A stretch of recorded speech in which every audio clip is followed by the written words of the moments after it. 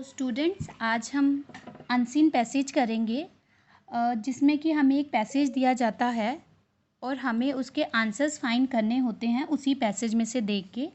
इसके लिए सबसे पहले हमें पैसेज बहुत ध्यान से पढ़ना है, उसका मीनिंग समझना है ताकि हम लोग उसमें से जो क्वेश्चंस दिए हुए हैं उनके आंसर्स को फाइंड कर सकें।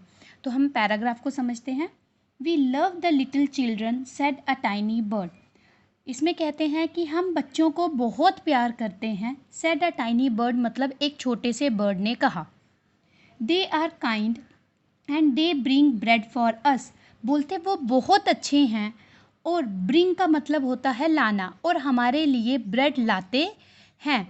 दे आर काइंड, काइंड का मतलब होता है बहुत अच्छे होना, और दे आर काइंड, दे किसके लिए यूज़ हुआ है? उन बच्चों के लिए जो उनके लिए ब्रेड लेके आते हैं। All the flowers said we must work hard to make our dresses very pretty.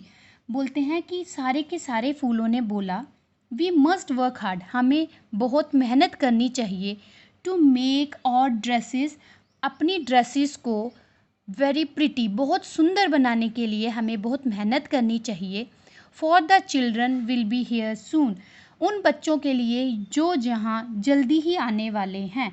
सून का मतलब होता है जल्दी और हियर का मतलब होता है यहाँ। अब यहाँ कहाँ?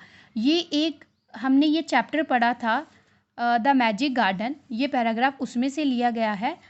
तो इसका मतलब कि किस चीज़ की बात हो रही है यहाँ पे? गार्डन की, कि एक गार्डन में ये जो फूल हैं और लिटिल बर्ड हैं वो बातें कर रहे हैं कि बच्चे यहाँ आएंगे और हमारे लिए ब्रेड लेके आएंगे, और फ्लावर्स बातें कर रहे हैं कि हमें बहुत अच्छे प्रीटी ड्रेसेस पहनने हैं ताकि बच्चे हमें देख के खुश हो जाएं। तो अब हम क्वेश्चंस की तरफ चलते हैं। तो हमारा फर्स्ट क्वेश्चन है, why do the birds love the children.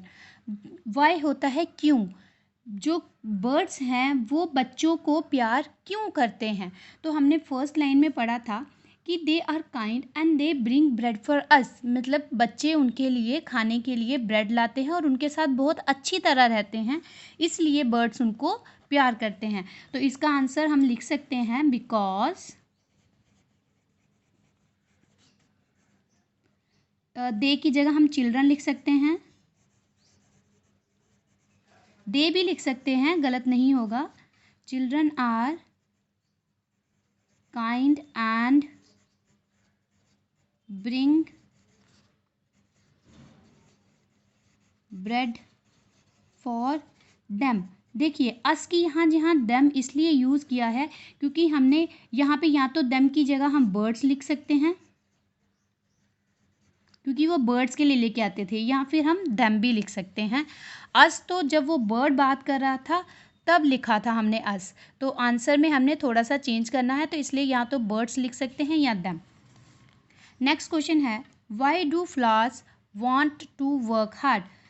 अब इस लाइन में देखिए फ्लावर्स बोलते हैं we must work hard to make our dresses very pretty. तो हम इसका इतना ही, अब ये बच्चे के लिए यहाँ पे ये स्टार्टिंग में बच्चों को ये इंट्रोड्यूस किया जा रहा है अनसीन पैसेज, तो इसलिए हम इसका आंसर यही लिखेंगे कि यहाँ से लिखेंगे the flowers wanted to work hard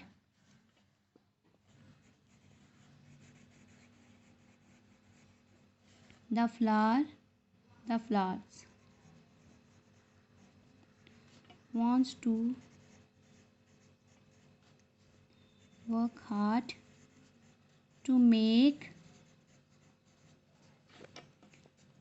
their dresses very pretty।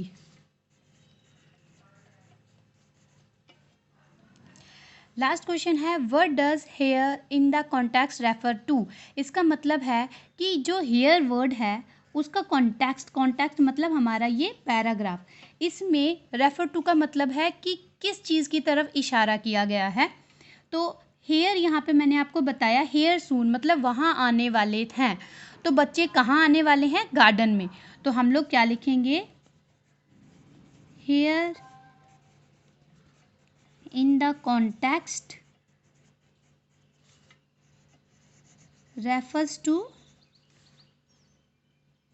the garden।